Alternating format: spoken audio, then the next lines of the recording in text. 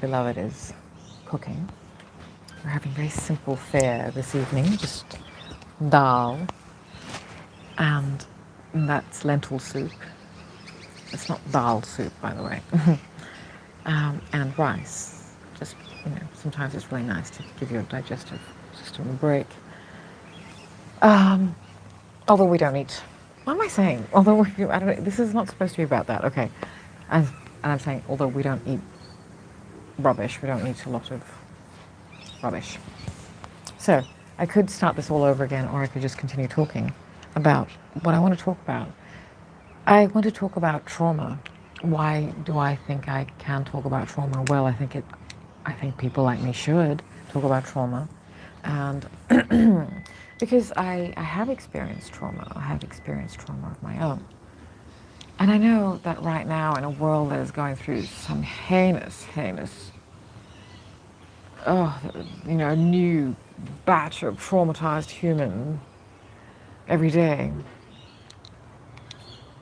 I can't. There's a lot of us who are suffering or experiencing our own trauma healing crisis. It feels like that at times. Healing trajectory. Let me just readjust this angle. Especially us women in our 50s. I don't know what the hell's going on. But I think it's good. I think it's about time. I think there was something else that really, really needed to implode. I don't know. What do you think? So I just want to talk about what is trauma, and when we talk about mental health, what are we talking about? I don't know.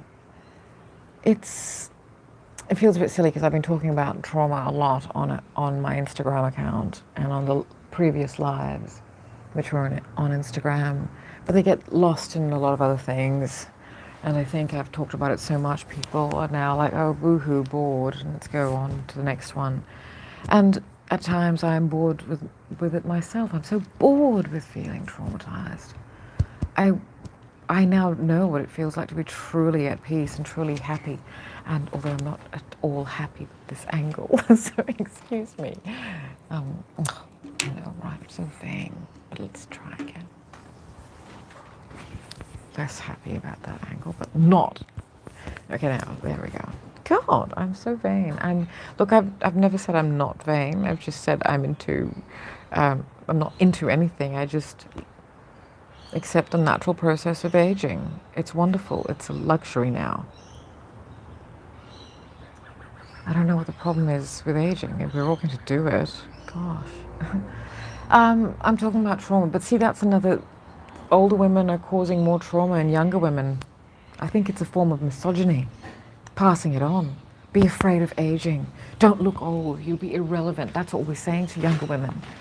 Quickly, don't, hate yourself before they really, really get you. It's quite a shame. Quite shameful, really. And all these celebrity women who are in their 50s, and this is what you are a role model for. More hypocrisy and fakery, worse than ever. Oh my gosh, the whole world is traumatized. But I'm talking about my personal trauma, because I pepper the lives with a lot of just, this happened at that age, or that happened at that age. I was born into privilege and trauma. It started in 2018, the cracks. And I'm so sorry about the background noise, but there's some very vocal children. At least it's happier this evening.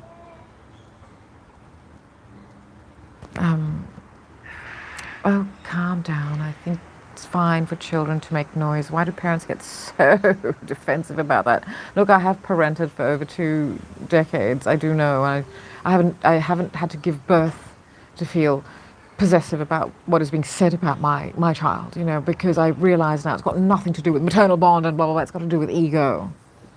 I didn't give birth to these children yet. No, you people can't say anything wrong about these kids, okay? I'm their mother. So that is why I know that is about ego. So many people having children just because of their egos and not because of fulfilling a role, which really should only be found through harmony and completion within self, and then if you want to propagate, then unity with the other. But I'm talking about trauma and why we're all so fractured and fragmented, etc. But I will talk about my personal trauma. My personal trauma is, well, I was born into privilege. Not like multi-squillionaire stuff, look, who knows, but I was born in a very small country, in a small island, a very multicultural, cosmopolitan, I call it, I coined a term when I write about it in articles for in-flight magazines, etc. I call it a tropopolitan because it's very cosmopolitan, but it's an island. It's very chill and laid back, but oh my gosh, the drama. The drama. All sorts, societal, racial, political. I suppose, they're all the same thing, aren't they? I don't know why racial has to come into it. And I certainly don't understand why religion has. But anyway, I was born there to a wealthy, or a very dynamic, go-getting Indo-Fijian man and a stunning, beautiful, talented, brilliant woman. My gosh, my parents are something else. My mother. Yeah, my father too. But woof, gosh, such rage. Whatever it is that created such rage in him, and I understand now that traumatized people just continue going on. They either, internalize or externalize, and if they externalize, they traumatize everyone else. But even those of us who internalize our trauma do traumatize other people. We do still take it out on, or somehow other people do get affected by whatever trauma we carry. I guess my mother was very ahead of her times. Not brash, but like a very beautiful and it girl, but a very admired. Everyone would have liked to have her as their daughter-in-law type thing. And she was a favorite daughter within a family of 14 siblings. She and my favorite uncle, they were the two favorites. And it's funny how they look a bit different from the rest. Anyway.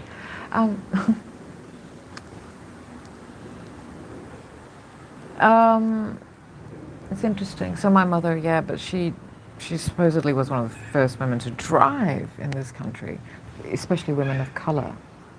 One of the first women of color.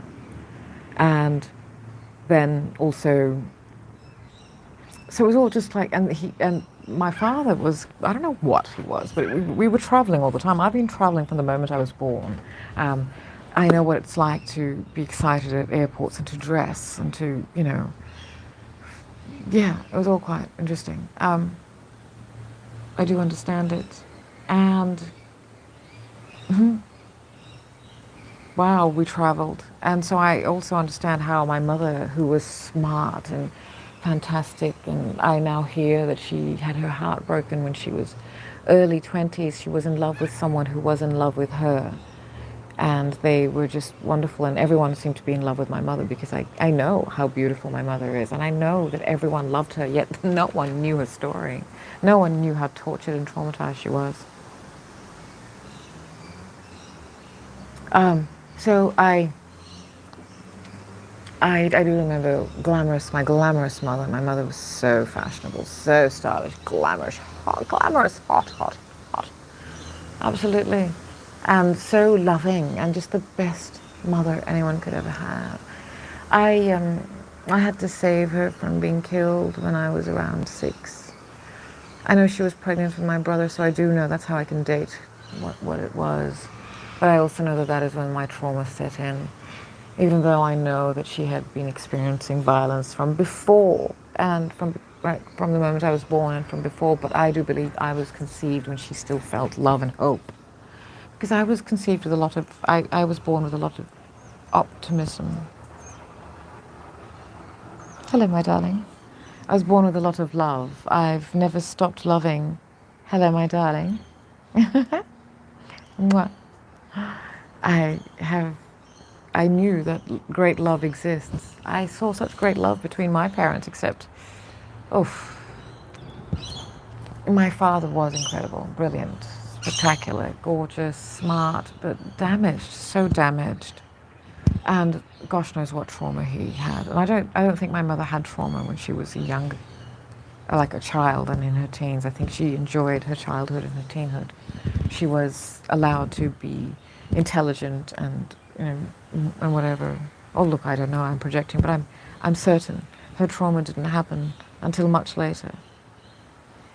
But as I said, she was not allowed to marry the love of her life, and she never talked about it according to the people who do know. And then when she was 30, she met this man, my father, and they traveled. I know they traveled before me. She was 32 when she had me. So my mother traveled, those two traveled. I remember photographs of them in Europe, you know, in the 60s. Oof, this gorgeous couple. She was just with beehives. I don't know if I have any photographs left. We've lost so many times. Beehives with saris and coats and her bags. I have inherited some of her bags. I inherited my sense of style from my mother, but my father also was extremely stylish, but he was extremely vain. Most of my photographs, he's front and center, always. And, you know, my beautiful mother's always looking up at him or whatever. But I think he had started breaking her spirit before I was born, because there's some interesting photographs of them taken at the Taj Mahal. I wish we could slip in photographs, but I don't think we can on a live, and I don't think we can do that after. But I do have these photographs, and there's more photographs of him at the Taj Mahal than there are of my mother. There's only one of my mother, and that's her sitting with him, but I know she's always been self-conscious about her jaw. So I think he broke her jaw. My apologies, the cockatoos are going crazy. I'm very grateful that it's very green. We live in a city, but it's very green, and there's cockatoos and galahs and, you know, lorikeets, and we do see parrots too, and you know, all sorts of things. Bats, ibis too, bin chickens, but they look very elegant while in flight. And all the miners, etc. Oh, I'm losing battery. Excuse me, do you mind if I just slip in to something a bit more? No, that's such an old saying. So if you give me a moment, and if I can, I'm just going to, I can't press mute, so one moment, I'll be back. I'm just going to, you know, be back. Oh.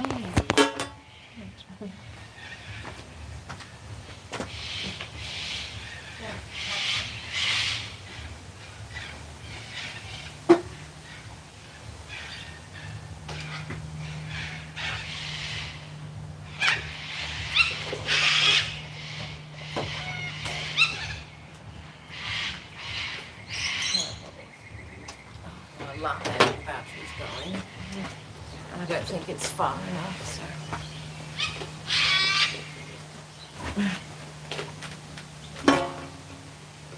I think I may have to pull it in a little bit more, darling.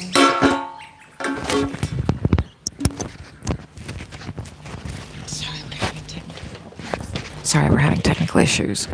My battery's about to go, and yes, and then, oh, thank you, I love you, I adore you. And I had to rush in and get the cable, and my husband has made it even better, because of course that's what our wonderful, wonderful companions do.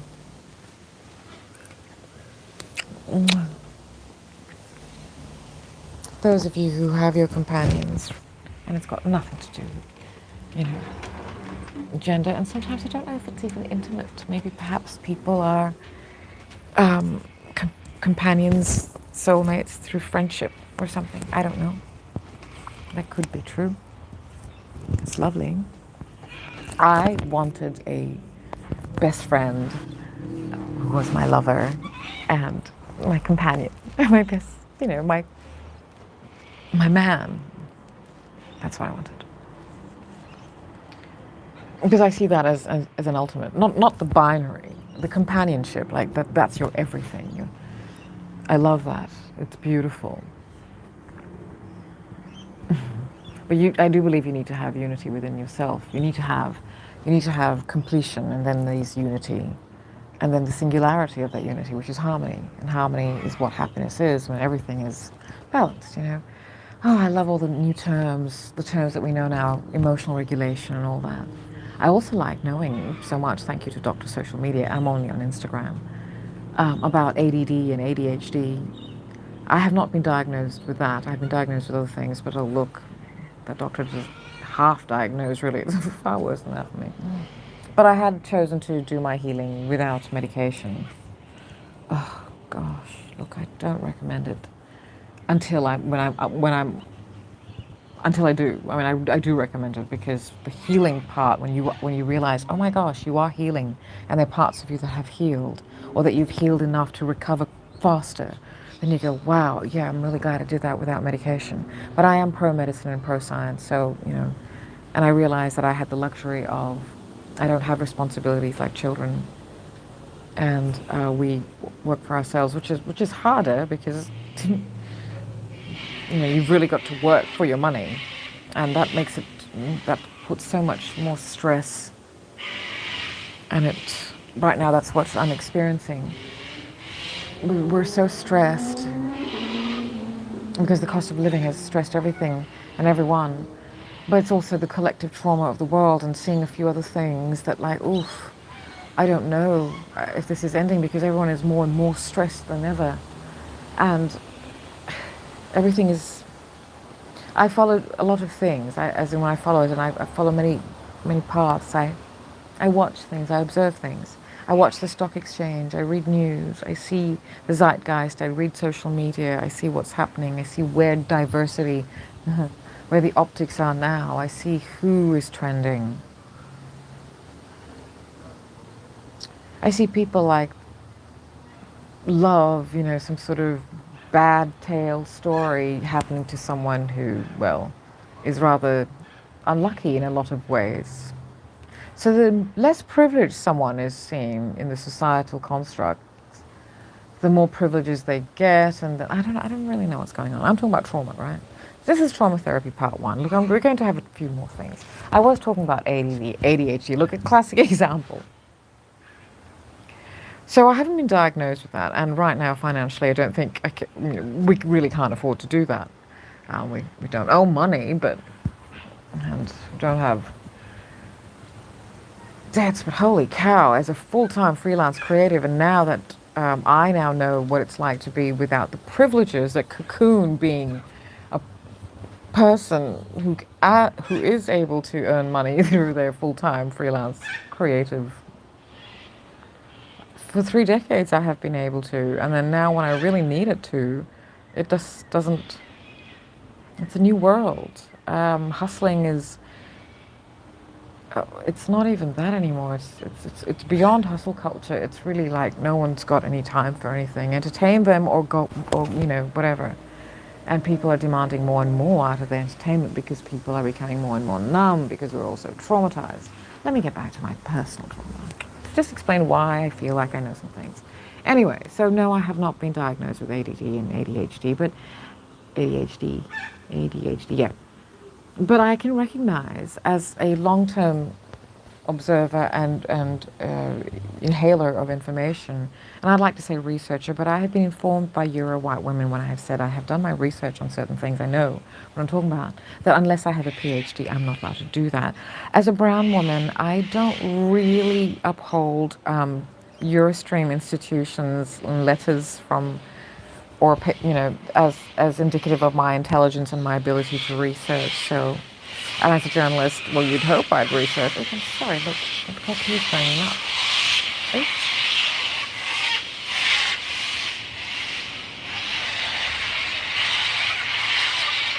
Sometimes when, especially when they start in the morning, it sounds like we're living in prehistoric times. They sound like dinosaurs. So this is what it feels like. We used to live up the coast. Dwayne moved in with me there, and when he moved in with me was really just because I was healing. I had been healing for a few years now. I have been showing signs of cracking for a long time, and things have happened to me. But I really, really did crack when my mother died in 2018. And then these are all miracles that happened to me that made me feel like I needed to take some leaps of faith. And I have talked about that, and I think I talked about that in yesterday's feed, which I haven't posted yet. My apologies. But look, you have to take a leap of faith if you want to see miracles, and I know life is good.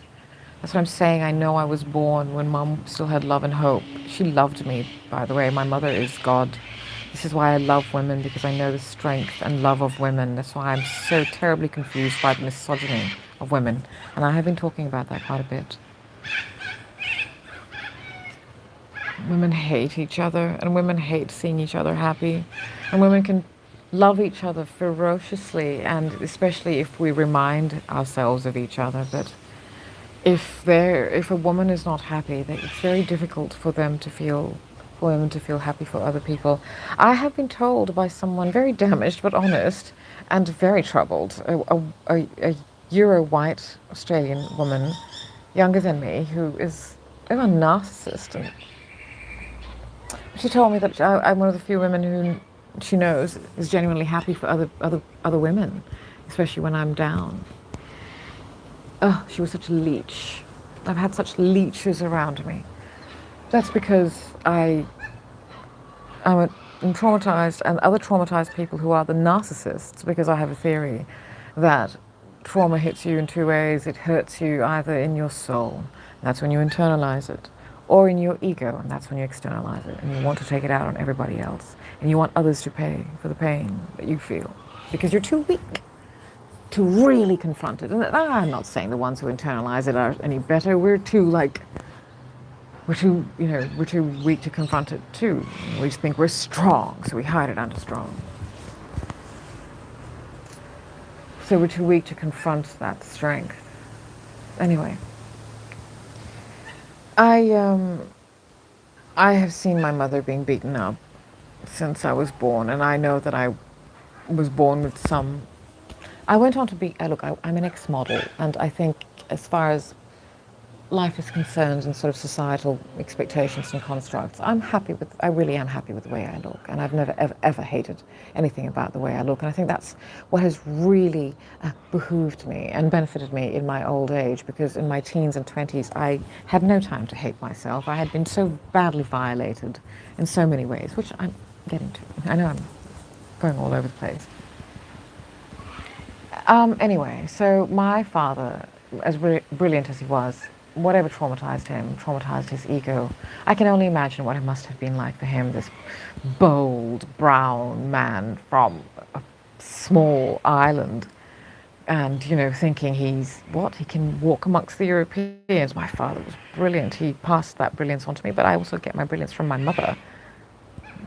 My skill and my love and my brilliance, my humility. My father was humble in a strange way. But anyway, he was a man of the people and a demon at home. And my mother and me, we really saw that side. My brother got spared, but he did see the trauma. He got traumatized by what he witnessed. And it's like, hello, I witnessed and experienced. And that's why he's always said I've been strong and shallow, because I imploded, I lasted 51 years. I know it's not like a trophy, like, I went the distance. And he, I think, imploded in his mid-30s, which I'm glad he did, but I don't think he's healed. He's cut me off. I don't know, I think he blames my mother for a whole lot of things. My poor mother, my poor traumatized mother.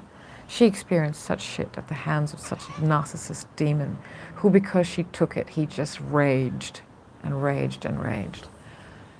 Anyway, we were in Delhi and staying at my father's eldest son's place in Delhi. He was studying in Delhi at the time, and we were on our way from England. We stayed in India for a while with my father's first wife's children that my mother brought up. And they got beaten up, sure, but not as badly as my mother, and not like I did, no. Because the more successful he got, the more it was like his rage was his appendix and his appendicitis. It was like, so he took it out on us. He took it out on my mother. Gosh, he battered her. Gosh, she suffered. I can feel it. Her DNA is in me. The grief I feel, it's sometimes too much. At 6, I witnessed her getting battered to unconscious. She was unconscious on the floor, pregnant with my brother. He battered her, and his first, my half, whatever siblings, they did not come to my mother's aid. I was screaming. He warned her if she didn't tell me to shut up, he would hurt me too, kill me, and then, kill her, hurt her further. So she said to me very gently, "Beta, chup ho jao," while she was getting bashed and crushed into the floor. What a demon, what a weakling, man of the people. Ugh. No wonder I've been suicidal. I just want to get his DNA out of me. But you know what? Fuck him. I am stronger than that shit. Weakling. Well, you narcissists. Hurting other people, you weaklings. Ugh, you're filth.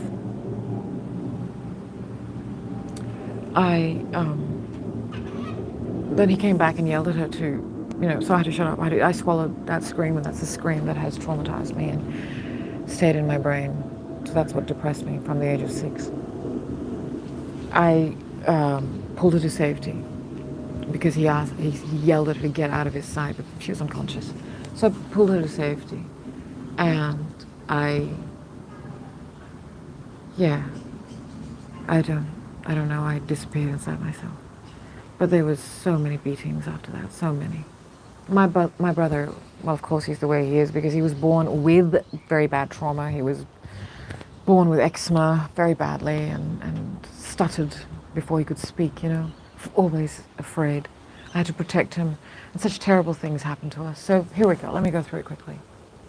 Why, all these things. So we witnessed a lot of trauma in our mansion. We lived in a very, very Euro neighborhood in our small colonial island, like right in the middle of, privileged society. I grew up in privilege. I've never wanted it desperately because it was all at my fingertips. I mean, my gosh, sure, it was traumatic, but my gosh, we traveled all over the world. My mother got beaten up all over the world. I've seen her getting beaten up everywhere, in England, in India, in the States, Australia and Fiji, everywhere. So after every trip, it was like he couldn't contain. I think it was racism that really must have, that's what I'm saying. He must have had to withstand so much racism, especially in those days, 60s, 70s, and 80s. This bold, stylish, proud man. Money, lots of money. He earned a lot of money. Brilliant.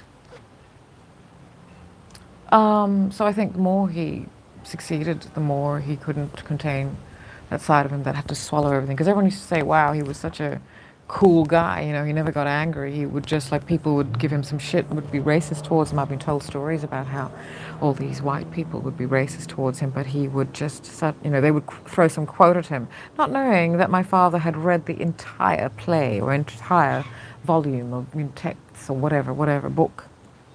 And they would quote something, just the most well-known quote, and he would continue the sonnet or the soliloquy or whatever, and then cite which scene, which act.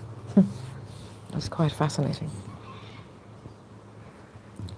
So, and he always imbued in me, if you're going to be colonized, know more than them, but don't ever forget who you are. So that's who I am.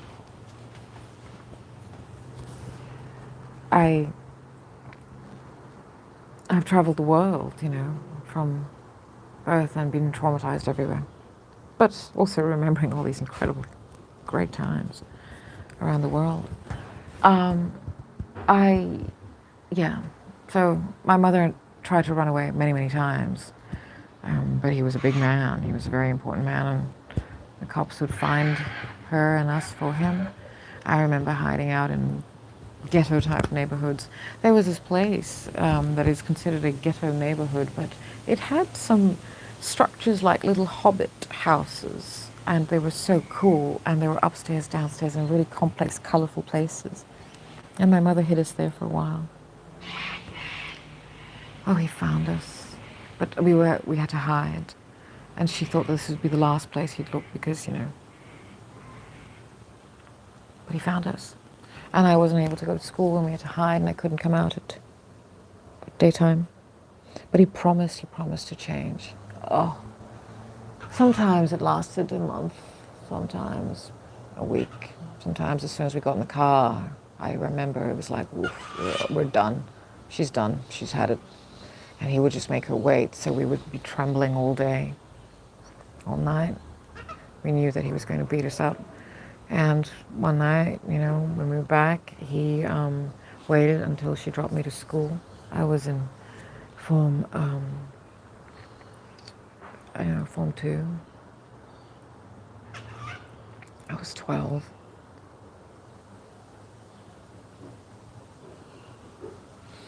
And I didn't want to leave her because, he shadowed her. She drove me to school and he drove after her, I didn't want to leave her because I knew she was going to get beaten up. And she just told me to go to school, get out of the car. So I had to get out of the car and pretend everything was fine, the rich girl. But at that stage, I hadn't sort of become out there. I was still quite a bit of a dork, really, quiet. I was so terrified all day. And then when I, when come school ending, my mother's car is there. I'm like, oh, okay, good, she can drive. Phew, it's okay. So I took my time and I was joking around with my friends and I went to the car and I had opened the door and I was still joking around with my friends and my mother is barely containing and she's like, Beta, get in the car, I can't move. And she was broken. She was broken. A hip that he had already broken. 3 years before that when I was 9 and we were in Reno, Nevada after a fantastic annual family trip, and it was for my 9th birthday. And we went to the States and we got to go to Disneyland and Universal Studios and Knott's Berry Farm, and then we went to New York. And from New York we went to Reno, Nevada, and we went to Las Vegas and Circus and all that stuff. And then the last of it was seeing my mother getting battered in her sister's house in Reno, Nevada. And she had to fly back to our country. God, it took 2 days, a broken hip. And my father had won these incredible toys at Disneyland,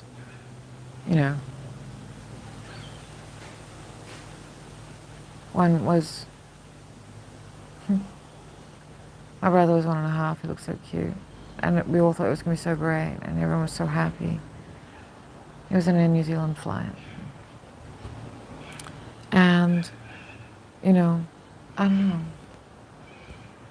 Anyway, my father won these great big toys, a chocolate brown teddy bear and a light pink baby elephant. I loved them. That's what we used to stifle our cries, etc., because he warned us both to not cry, and I wasn't physically hurt. Mentally, yes, but my mother, she was broken, physically broken hips, etc. Carrying my brother and trying not to cry, to scream. So then at age 12, then he had broken her bones, etc. And then made her go and pick me up. Wow, what a demon. What a demon. In our mansion on the hill overlooking all the grandiosity of central society. But hey, I was a privileged kid, right? I started photographing when I was 10. That's also when I first got sexually assaulted by an older boy, a school bully. He also called me the C word, the 4-letter C word, which look, I don't find at all derogatory in any way. I looked it up at the city library when I was 11, when I was called that. I'm like, why am I called that? Why was I sexually assaulted? He took his forearm and slid it beneath my arm, my leg, sorry, and it's gross. And he was being very sexual. And my friend, Asinta Singh, my friend at that time, in class 6, she laughed and laughed and laughed, which would set a precedent for the kind of friend I attract, who just laughs at me and has, great joy out of my misery. At 11, I was sexually assaulted by an adult male, a Georgia who owned a jewelry store that was also a video store. Um, and yeah, I was 11. It was my first time in my secondary school uniform, and he asked to feel. I had no breasts, but he asked to feel the material here and then at my crotch level, and then he somehow was feeling my nipples and feeling my hairless vulva. Like what? I had to go back 3 times, and third time, I said, look, if you really want the uniform, I can tell my mummy, and she can give you the uniform if you really like the material. And he snatched his hand away. I said, oh, no, it's okay. Don't tell your mother. Don't tell your mother. At 12, my father turned his rage towards me. I was informed too, but I'd also been asked to be on radio because I love radio, and radio is my first career and my first love. And I found that love at 12, but I have photographs of me carrying transistor radios and radios. I have loved radio since I was a kid, obviously. I just love it. I love this magic sound and you listening to all this information. It's great. At 12, there was the radio station. There was a very popular children's hour, with and Auntie Adelaide. And I was also student council rep, etc., and outspoken at school. At home, frightened, terrified. We wouldn't sleep if he was angry. I learned to read people so early. I was triggered. What triggered him, I had to learn. I learned so early how to read people. It has made me Sherlockian. It has made me psychic. I see patterns. I see how tone is delivered in very many ways. Sometimes we did not know. I would have to understand why we were laughing one moment, the next moment my mother and I were knocked backwards onto the floor. And I don't know. Anyway, he broke my spine. He fractured my spine. I shouldn't say broke. When I was 12, because, well, I had been on radio and it was really exciting, and I was invited back, and it was like, okay, great, what can I use? I've always understood something about privilege, that when you have privilege, you use it to shine a spotlight on other people who don't have privilege. So I knew that what I wanted to do for the next radio session was to have gone back with a voice of the people thing. So I took my friend Adelaide and Timana, and look, we had chauffeurs and I had a driver. And at first I thought it was because we were rich, okay, and he was a big, important man, but I also now realize he wanted to keep tabs on us so we didn't run away.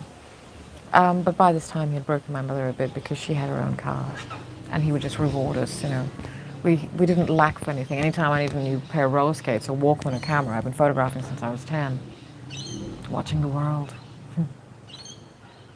Anyway, so I thought that we could go, and I had told the driver, it was an Indian man. I don't remember his name. It was Anil or Rohit. I don't know. But the hairstyle of the time, curly and with a moustache and safari. He was one of the drivers. He was assigned to me. And I said, today is a bit different because usually I would just use my privilege, like let's just drop everyone home. So I'd drop my friends home after we'd gone to the, Harbour Centre, ice cream parlour and stuff like that. And then, but this time I said it's different. We're going to go to the school, or at that stage it was called Handicapped Children, and I want to record what they say. And the teachers were so happy, and they said no one comes to visit at that time, and this was 1983.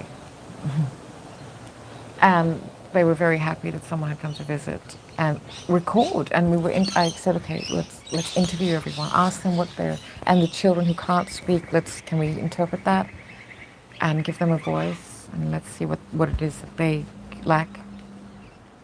I was so excited. I had a tape recorder. It was the old-fashioned black one, dictation stuff. We didn't lack for anything, I tell you. Anyway, I was so excited. But I could see now, in hindsight, I can see the driver is sweating. And I understand that. Now I understand he was like, oh my gosh, oh my gosh, oh my gosh, the boss is going to kill him. I did not know anything was happening. And he kept saying, Miss Sandhya, we have to go. I'm like, why? You're my driver. I know. Understand, please. I didn't think this was, I just thought it was the way, whatever. I used my privilege to help as much as I can to level I think everyone should have a right to privilege. Anyway, when I got home, not soon after I got home, there was my father came home, and look, I can recognize how the car door gets closed, how his steps are, and we're all a bit panicky, and my mum is a bit panicky. Um, and he comes into the house, and I'm like, "Hi, Dad. I did a really, really good project. You'd be so proud of me, because he's the man of the people and stuff, right? He's a parliamentarian now as well as a very successful businessman, man of the people. And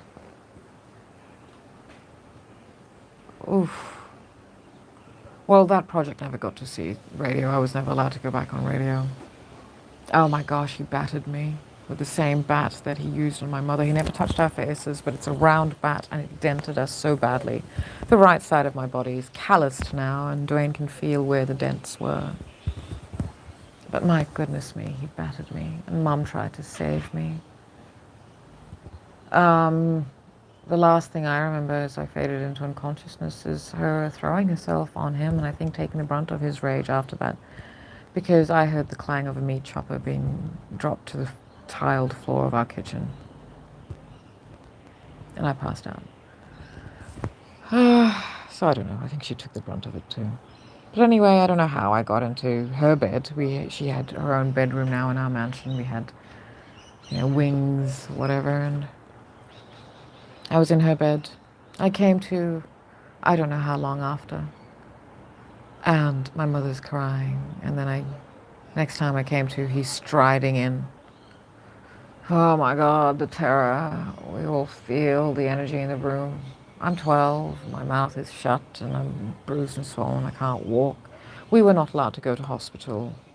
We were not allowed to go get anything reset, so things have fused and healed, set badly. My mother lived with jaw pain her entire life. She couldn't chew properly.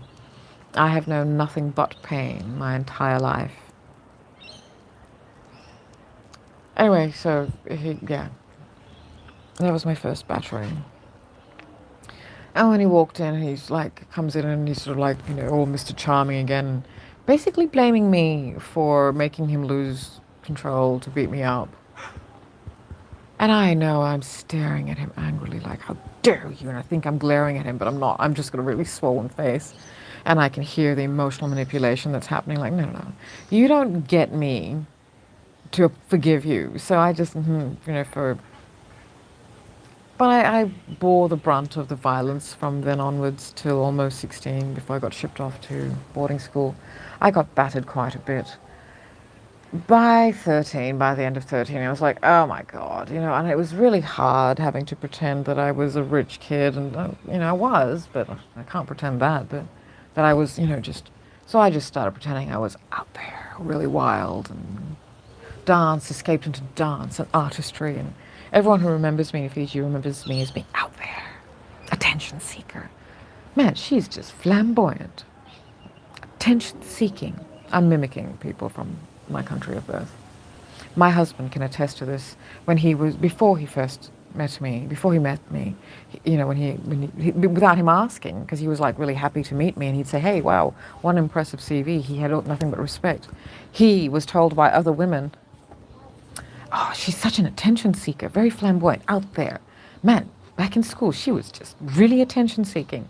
Okay, thank you, champion. I was actually deflecting attention because I was getting battered. And by the end of 1984, I was, by the end of my 13th year, almost 14, I got raped. I was a virgin. But because I had started going out, and because I had lots and lots of money, he would give us a lot of money, and so I was buying parties for everybody. If he was going to give me money, okay, great. I'm going to have everyone enjoy. So I used to give great parties. I don't know why. And my friends used to dress so well because there were some really, really great shops around. And I spent money on everybody, and my friends got to go to all the fine dining restaurants I went to.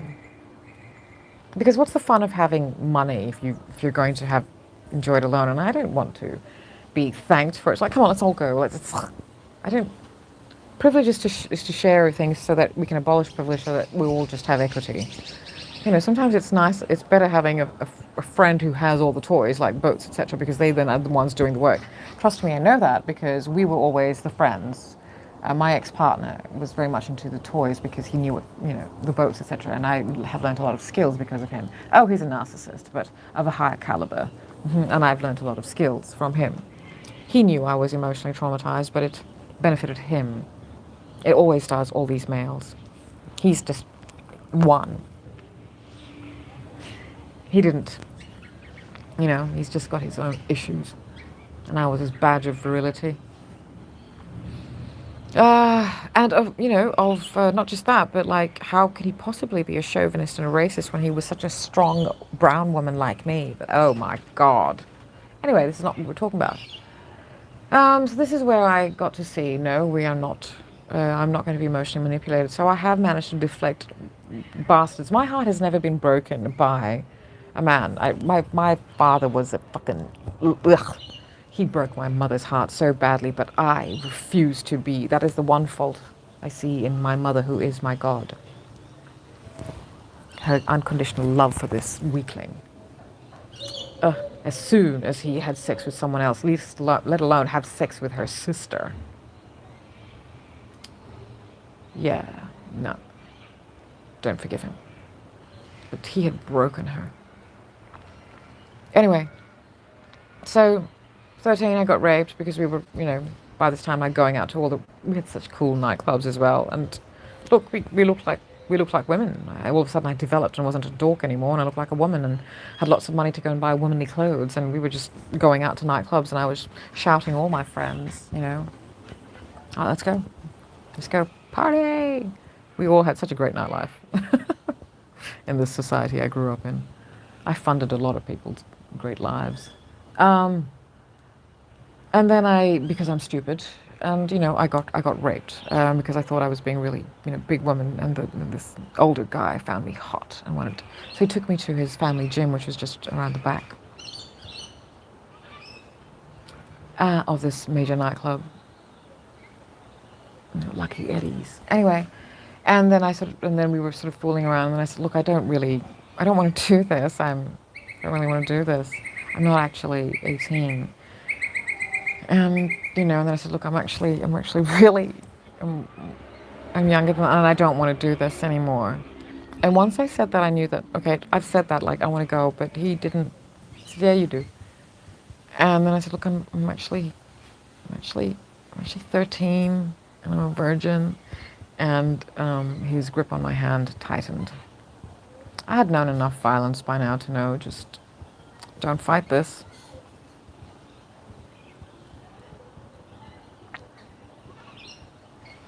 So anyway, I remember then sitting on the steps in between the upper garden and the lower garden. That was, we had a huge house and huge gardens that my mother maintained really well. But I would escape down the back gates. That house is still there, by the way. But I, escaped in the back way, and after being raped, I sat there pondering, well, holy cow, what do I do now? If I tell anyone, I'm going to get into who do I tell? If I tell my father, we're going to get it. My mother is going to just definitely, and I'm going to be killed for sure. If I tell my mother, I just she'd be heartbroken, I don't know. So I just thought, weigh the consequences up. I was out pretending to be over 18 in a nightclub, dressed like an 18-year-old woman. 18-year-old woman, that's such an oxymoron too. And I'm 13, and okay, so I have to take some responsibility. But then after I said to him, look, I'm not 18, sure, then I could have been 17, 16. And then but before I said that I was not actually of statutory, or whatever age it is, that actually I didn't want to do this anymore. He should have stopped, but no, he wanted to. After I had said, no, I don't want to do this, he should have stopped. But he didn't. And then when I told him I was 13 and then a virgin, that excited him even more. So I had to weigh up the consequences, and I had to just go, okay, well, whew, let it go. Let it go. Don't tell anyone. Your friends are going to think that you just, whatever. And I knew that, look, I don't know. So I just let my friends think that I had a good time and blah, blah, blah. Back out partying the next. And then this was December, and then a few months later, just before I turned 14, at a friend's party that I was invited to, at a very popular family in the society I grew up in.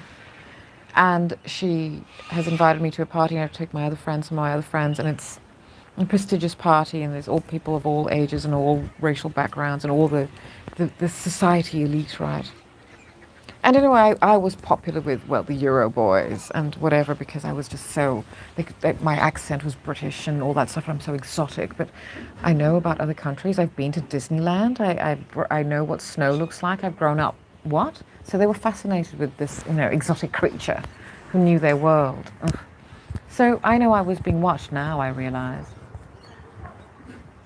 So it was my friend's older relative. It's a very confusing set of relationships, and I think it's the uncle, even though he's sort of around the same age, but he was in his early 20s or 21, and I was 13. And so I was looking for my friends, and he came to me and said, "You okay?" And I'm like, "I'm looking for my friends. I'm looking for blah blah." And he said, "I know where they are." I'm like, "They told me to tell you." I'm like, "Oh, okay." Like, why would they tell you? Dork. I don't mean to say that. Or maybe I do. I don't know. But I wasn't. Anyway, he took me down to the steps of where their jetty is, and by now I knew, well, at first I thought, well, maybe everyone's down here smoking, smoking cigarettes, because we're all taboo, etc., etc. We didn't, I don't know, having drinks. But at all the parties, alcohol was there. Anyway, so he raped me, and I said, I don't want this. I know what I was wearing when he raped me. One of my favorite outfits. Both times, two of my favorite outfits. I really should talk about fashion. What I was wearing when I got raped the first time, the second time, when the second rapist tried to rape me again. So, what was I wearing? All times I was sexually assaulted. That should be a next one I should do. But anyway, so by this time I was like, what is going on? Look, I did some drastic things when I was 14, and I had clinical sex with older people. By older, I mean adults, and planned and clinically arranged that the hygiene existed, and also condoms. I was really cold and clinical about this because I didn't want to be a victim of sex. Because I knew sex was supposed to be something beautiful. I had read it, I had seen it, I had seen these books, and I'd seen the passion between my parents. That rage also, unfortunately, had a lot of passion. My God, he was passionate with my mother. I walked in on them twice when I was a child, and I recognized, I saw them. He was so loving, and loving letters. And I just thought, God, you monster. How can you be so loving and love like this and go and pray in the temple and then do this to my mother? And that's where I saw the reality of people, especially people who hide behind piety. Oh, my father was so devout. My mother was devoted. She was trying to find some relief from the trauma in her brain. This is how I do know trauma, friends. I did want to end this at an hour, but I might talk for 15 more minutes, and this will be part 1 of trauma therapy. Because I think we need to talk about what this all is. We're talking about collective trauma. We're talking about individual trauma. Nothing will heal unless personal trauma does. I am on a wonderful healing trajectory, but I have still got so much to go. I'm one of the favored ones, I feel. I've been given the miracles.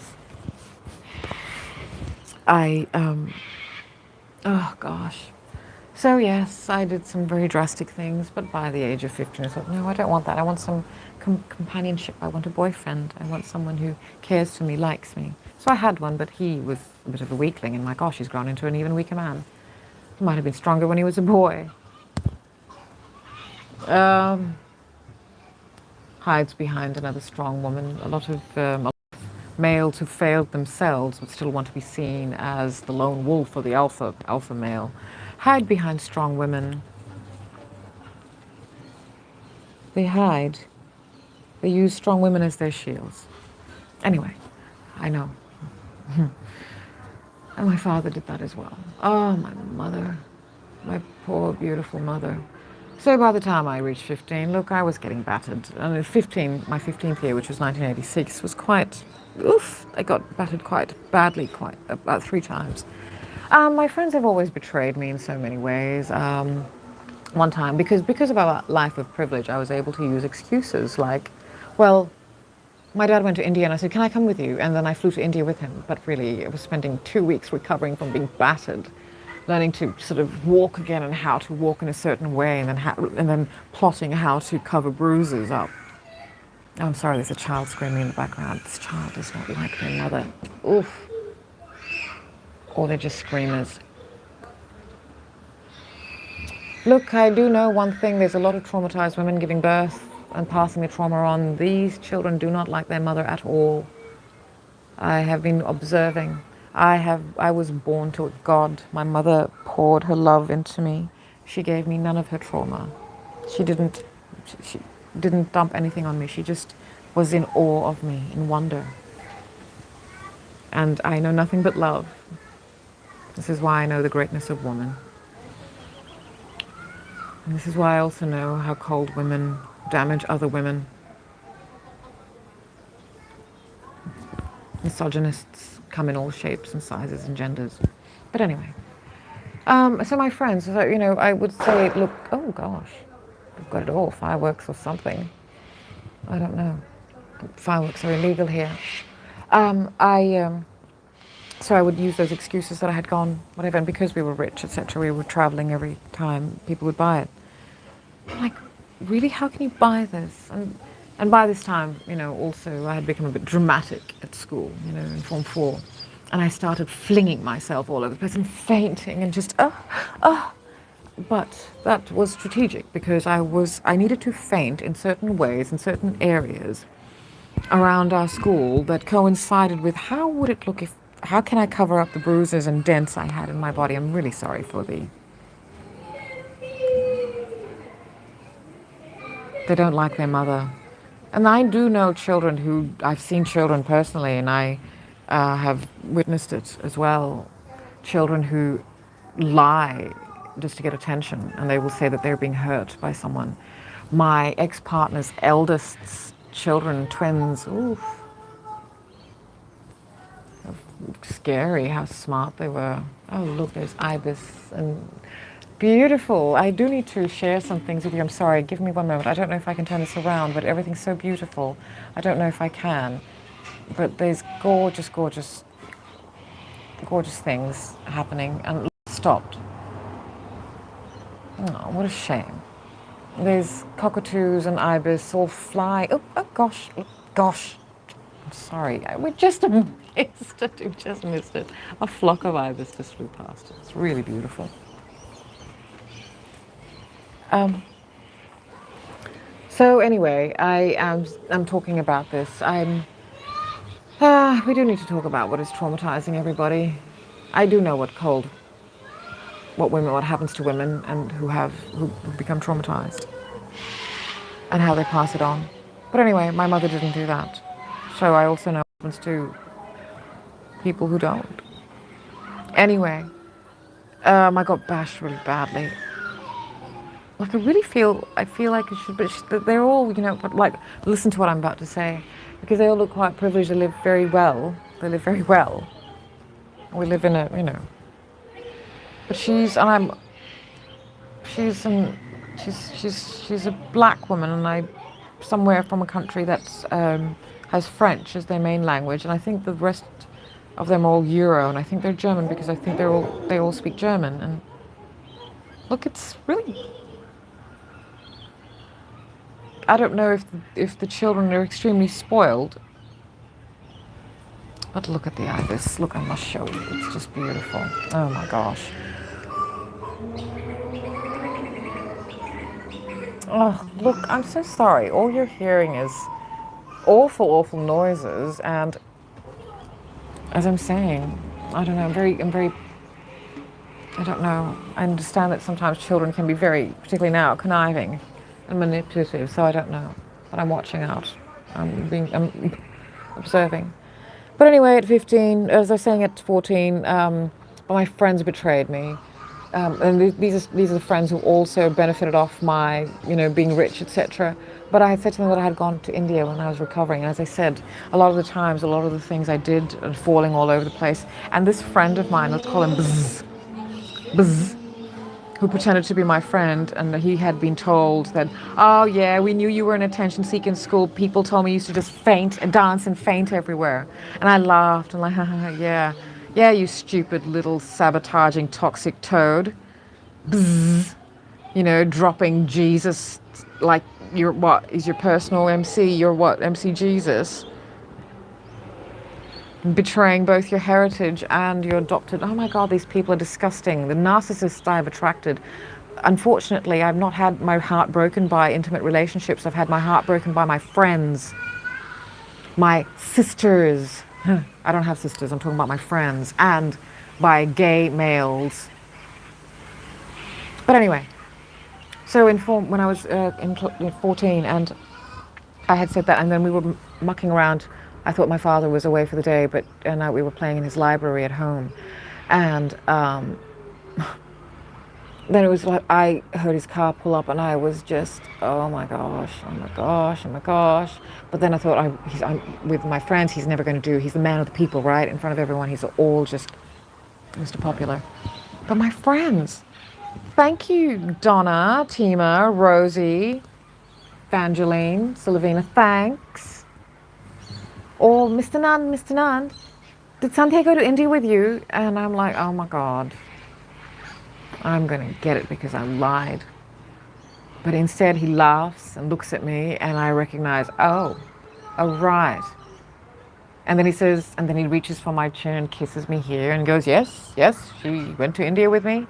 And then I realize, wow. So he's proud of the fact that I was complicit in hiding. And so he's going to lie for me because I lied for him.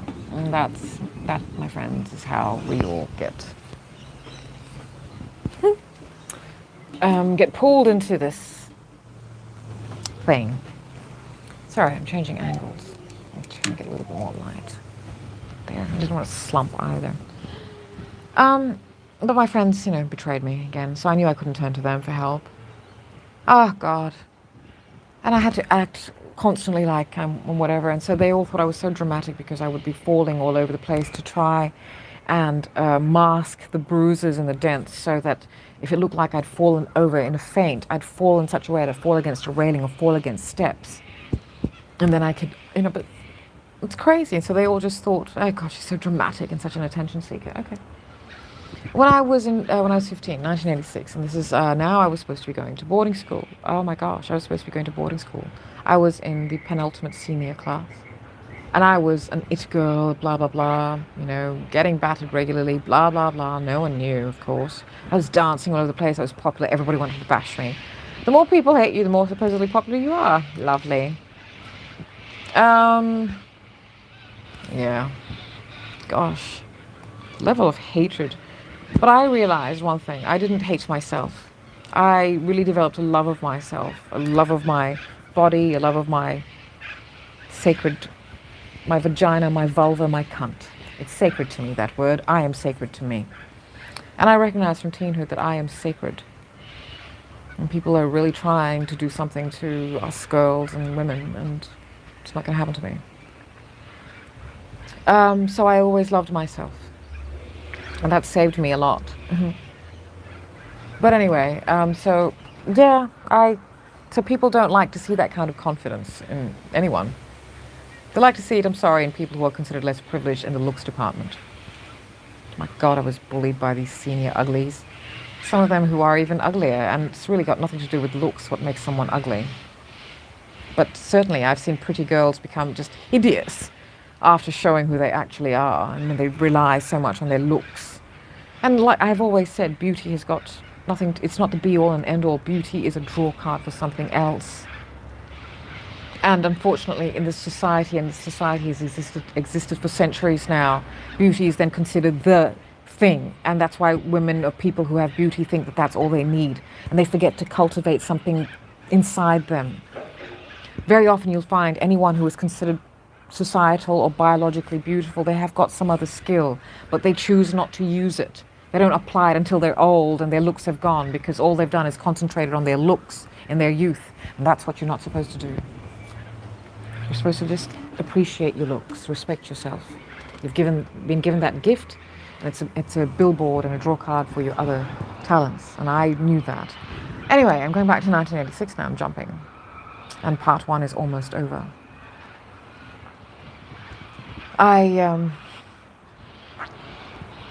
Oh gosh. I got bashed so badly because my father caught my boyfriend and I.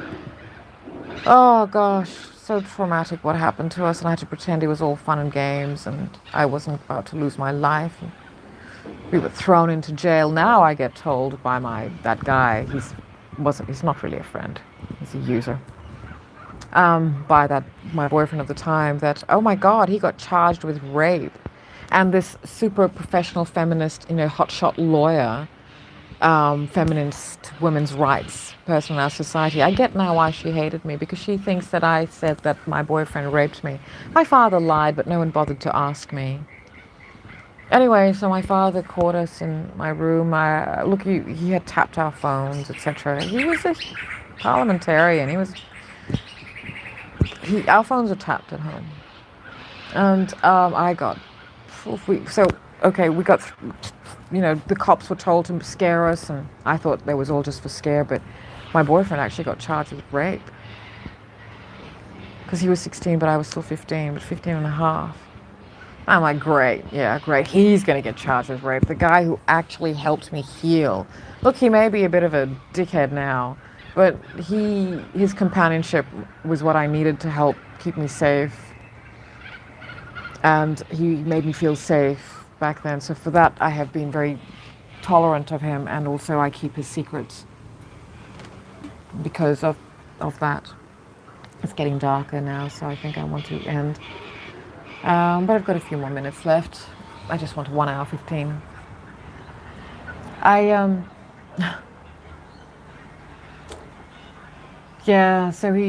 So I was in the jail, and I was very proud of my boyfriend we were just joking around because the cops were making fun of us, and I knew that I was going to get worse than this. But so I don't know anything I don't actually know, but I think I was really, really badly battered. This was December 1986.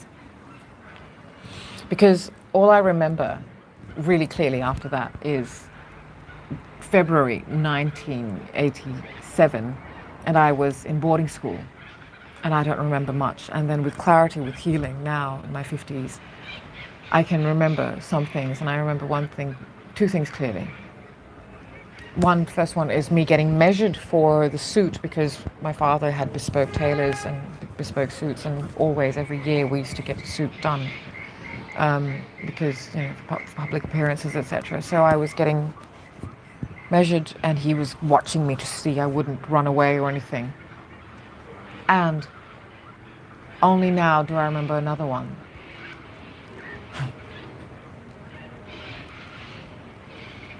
I remember opening my eyes, and I don't know what day it is, but I can hear soft crying outside my window. Oh, let me tell you about my room. I had a huge room. Privilege we didn't lack for. My friends will remember my room had my bed area, my wardrobe, wardrobe area, which was covered in posters that I got from Smash Hits and Dolly. And then I had a living room area, and then my library and desk. We were very spoiled, but sometimes I was locked in it for weeks. That's fine. And I had my own bathroom. Great, because when you're locked in your room, oh God. But I could hear my mother crying, and he had barred all our windows. This noble house called Blair Cowrie, which is a very, very Euro house, then had to have bars all over it. And I remember looking down, and I remember the dress I was wearing, because that was the dress I was wearing the day I got beaten up, and my boyfriend and I were Ugh. I don't know how much time has passed, but I'm reaching down to, and I'm on the ground and I'm trying to pull myself up to the window to see my mother because my mother's crying. I don't remember seeing my mother at all. I don't remember anything really about the last time I saw my mother in 1986 because the next time I really remember. And I have a very funny memory. I have a memory of smoking on Air Pacific. Oh my God. I hadn't turned 16 yet, but I was wearing my suit and I was flying out. And I don't remember my mother, my beautiful mother. This is not really about my trauma. Well, not only, but my trauma, the grief I feel is her DNA in me that I'm allowing to let go now, Mom. Please, finally, cry in me.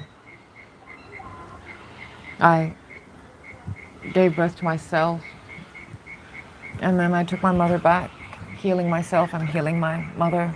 My mother's DNA is in me.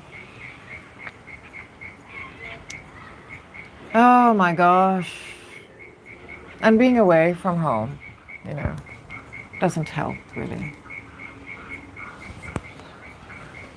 I had more things I experienced when I was away because, well, the coups happened in Fiji in 1987 and I never got to see my family home again, and I didn't see my mother for 2.5 years. And then later on, my brother was stolen. My 10-year-old brother was stolen from my mother. Both of them told that he was only going for a weekend, and both of us, she didn't see us until February 1989. I have so much grief in me that even as I heal, the stress of living right now sometimes, just sends me teetering or tottering or rolling down. Hello, my beautiful. I do need some light. I may come inside now. If you could turn the inside light on, my darling, I may have to come inside and finish this inside. I'm sorry. I'm sorry, I would have liked to, but I don't want to just finish it off in the dark because I want you to understand that despite everything, I am not in the dark anymore. I feel truly light. But this is why healing, why it's so annoying. This not being able to heal properly because I'm so stressed from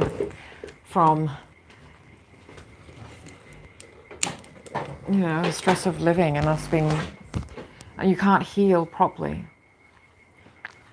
Because we're full-time freelance creatives, and every day now, even though I have had over 3 decades of being able to sustain a life as a full-time freelance creative, but of course I was privileged then.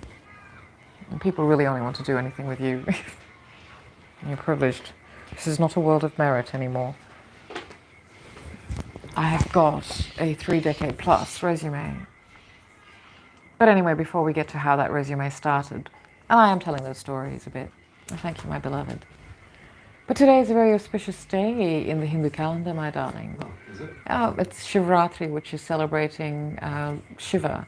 But it's an interesting thing. It's actually about the marriage of Shiva and Shakti, Shakti in the form of Parvati.